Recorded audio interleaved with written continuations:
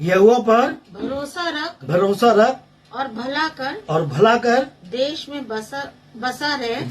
बसा रहे और सच्चाई में मन लगाए रहे। हालेलुया। कि क्या यहोवा पे भरोसा रख और कहीं इधर उधर मत ताक, परमेश्वर की तरफ देख, सिर्फ प्रभु यीशु मसीह की तरफ ताकता रहे और इधर उधर क्या है किस पे भरोसा रखना है? हमें स्वयं प्रभु यीशु मसीह। हालेलुया।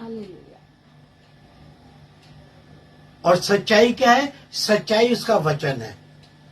उसका वचन जो है वो सत्य है। आमीन। तुम सत्य को जानोगे और सत्य तुम्हें स्वतंत्र, हालेलुया, आमीन, आजाद करेगा। अगर हम उसके वचन में बने रहेंगे तो उसका वो वचन बता रहा है कि यहोवा पर भरोसा रख और भला करके क्या करना है? हमने भला करना है। कभी बुराई नहीं करनी है, बुरा नहीं करना है, बोल के क्या करना है? भला करना है। कि किसी भी मेरे हाथ से, मेरे जीवन से, मेरे काम से अगर किसी का भला होता है तो क्या करना है? वचन बता रहा है कि तू भला कर। और जब आप और मैं परमेश्वर के वचन में होकर और इन चीजों को देखते हैं तो क्या होता है? परमेश्वर खुश होता है, आनंदित होता है। आमीन। हालेलुया। आपके मेरे भले कामों से खुश है वो, आपके मेरे बुरे कामों से खुश नहीं है। क्योंकि आपके मेरे बुरे कामों के लिए तो वो एक बार सलीब पर चढ़ गया है। आपके मेरे पापों के कामों के लिए एक बार सलीब पे चढ़ गया, वो बार बार सलीब पे नहीं चढ़ेगा। अब क्या है? उसके वचन में होके हमने अपने आप को बदलना है, क्योंकि ये उसका प्रॉमिस है कि देखो तुम कभी भी ना परेशान नहीं रहोगे। मैं हर जगह, हर समय, किसी भी संकट में, किसी भी अग्नि के अंदर होते हुए तुम चलोगे, किसी भी दुख बीमारी में होते हुए चलोगे तो क्या है? मैं तुम्हारे साथ। आमीन। हालेलुया। वो स्वयं परमेश्वर हमेशा आपके मेरे साथ है। मगर प्रॉमिस ये है कि हमने क्या करना है?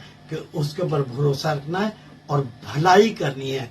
और आगे वचन बता रहा है और भला कर देश में बसा रहे और सच्चाई में मन लगा। उसके वचन में क्या करना है? मन लगाना है। हमें जो देश उसने हमें दिया है हमें उसमें बसे रहना है और उसका जो वचन है वो सच्चा होकर है। सच्चाई में मन लगा, इसलिए बड़ा जरूरी है कि उसके वचन में हमने हमेशा मन लगाना है और उसके वचन में हमने चलना और फिरना है। अपने मुंह से हमेशा हमने वचन और अच्छी बातें करनी है। और तमाम लोग जो हमें उसका वचन बता रहा है कि पेड़ अपने फलों से पहचाना जाता है। हालेलुया। और प्रभु यीशु मसीह विश्वास करने वालों के लिए फल जो है वो परमेश्वर का वचन है। आमीन। हमेशा वो वचन हमारे अंदर दिखाई देना चाहिए। हमारे ऊपर प्रभु का एक अनुग्रह होना चाहिए, प्रभु की एक दया होनी चाहिए, ताकि हम दयाबंद रहेंगे तो हम लोगों पे भी दया करेंगे। हम अगर आनंदित रहेंगे तो हम लोगों को भी आनंदित करेंगे। आमीन। हालेलुया। हम क्या कहना चाहिए? बरकत से और आशीष से भरे हुए होंगे तो हम लोगों के लिए भी आशीषित होंगे। प्रभु का वचन बता रहा है कि तू अपने घर में आशीषित होगा, तू अपने खेत में आशीषित होगा, तो अपने काम में आशीषित होगा। मगर क्या है? जबकि हम उसके वचन में मन लगाएंगे, उसकी सच्चाई में मन लगाएंगे तो क्या होगा? आप और मैं आशीषित होंगे। हालेलुया। जो है अपने वचन से हमें भरता है, अपने वचन से हमारे जीवनों को बदलता है, अपने वचन से ही हमें क्या करता है? आशीष और बरकतें देता है। हम कहें आशीष बरकत दे, बरकत दे, बरकत ऐसी नहीं मिलेगी।